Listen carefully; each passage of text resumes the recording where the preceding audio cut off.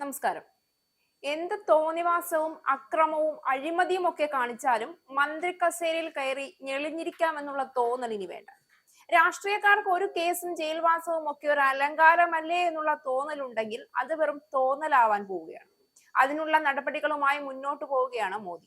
കുറഞ്ഞപക്ഷം ജനങ്ങളെ നയിക്കുന്നവർക്ക് സ്വഭാവ ഗുണമെങ്കിലും വേണമെന്ന കാര്യം തർക്കമില്ലാത്ത ഉറപ്പാണ്.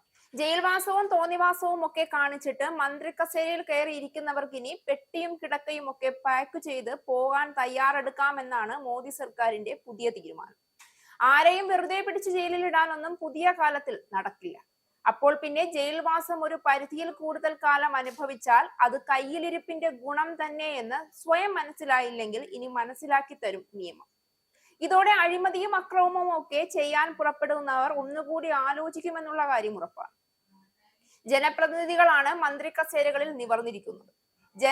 ജനങ്ങൾക്ക് വേണ്ടി ജനങ്ങളിൽ നിന്ന് തിരഞ്ഞെടുത്ത് വിടുന്നവർ അധികാര കസേരകളിൽ കയറിയിരുന്നു കാണിച്ചു കൂട്ടുന്ന കൊള്ളരുതായ്മകൾക്ക് ഇതോടെ അവസാനമാകും. നിർണായക തീരുമാനം ഭരണഘടനാ ഭേദഗതി ബില്ലായി ലോക്സഭയിൽ അവതരിപ്പിക്കാൻ ഒരുങ്ങുകയാണ് കേന്ദ്ര സർക്കാർ. പല ഭാഗത്തു നിന്നും ഇതിനെതിരെ പ്രതിഷേധങ്ങൾ പലതും ഉയർന്നു വരുന്നുണ്ട്. പലരും മാന്യതയുടെ വെളുത്ത ഖദർ ധരിച്ച് മന്ത്രിമാരായി വിലസുന്നുണ്ട്. മറ്റു പലരും മന്ത്രിക്കുപ്പായം തുന്നിവെച്ച് ദിവാസ്വപ്നവും കണ്ട് നടക്കുന്നുമുണ്ട്.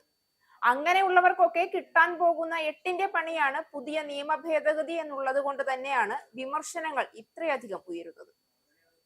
ഒരു മാസത്തിലധികം ജയിലിലാകുന്ന മന്ത്രിമാർക്ക് സ്ഥാനം നഷ്ടമാകുന്ന ബില്ലാണ് കേന്ദ്ര ആഭ്യന്തരമന്ത്രി അമിത്ഷാ അവതരിപ്പിക്കാനൊരുങ്ങുന്നത്.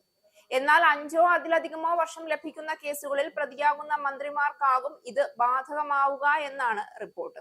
മന്ത്രിമാർക്കെതിരെ ഉണ്ടാകുന്ന അഴിമതി ആരോപണങ്ങൾ കുറയ്ക്കുക എന്ന ലക്ഷ്യത്തോടെയാണ് ഈ ബിൽ എന്നാണ് കേന്ദ്ര സർക്കാർ വിശദീകരണം.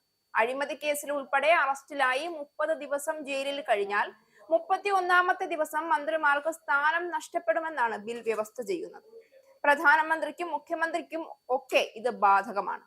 30 ദിവസം തുടർച്ചയായി കസ്റ്റഡിയിൽ കഴിയേണ്ടി വരുന്ന മന്ത്രിമാരെ പുറത്താക്കാൻ മുഖ്യമന്ത്രിമാർ ഗവർണർക്ക് ശുപാർശ ചെയ്യണം. തുടർന്ന് ഗവർണർമാർ മന്ത്രിമാരെ പുറത്താക്കണം.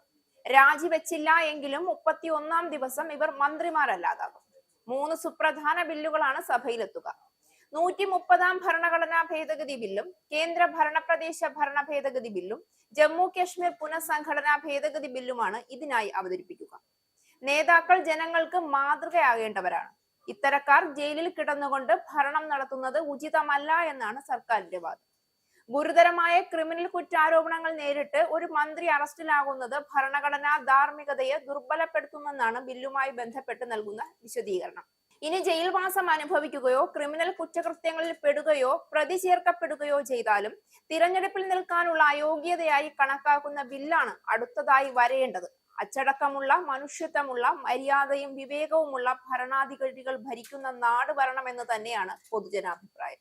ഇസ്രായേലിന്റെ 5 സൈനിക താവളങ്ങളിൽ കനത്ത നാശനഷ്ടം. മോദി വെളിപ്പെടുത്തുന്ന ഇന്ത്യയുടെ വികസനത്തിന്റെ മയക്കുമരുന്ന് വിൽപ്പനയ്ക്കെതിരെ ശക്തമായ നടപടിയെടുത്ത് ഷാർജ പോലീസ്. അമേരിക്കയിലെ സാധാരണ മനുഷ്യരോട് കൂടിയാണ് കോൺഗ്രസിനുള്ളിൽ പങ്കുവയ്ക്കാൻ വിളിച്ചത് ഓപ്പറേഷൻ സിന്ദൂറിൽ ഉപയോഗിച്ച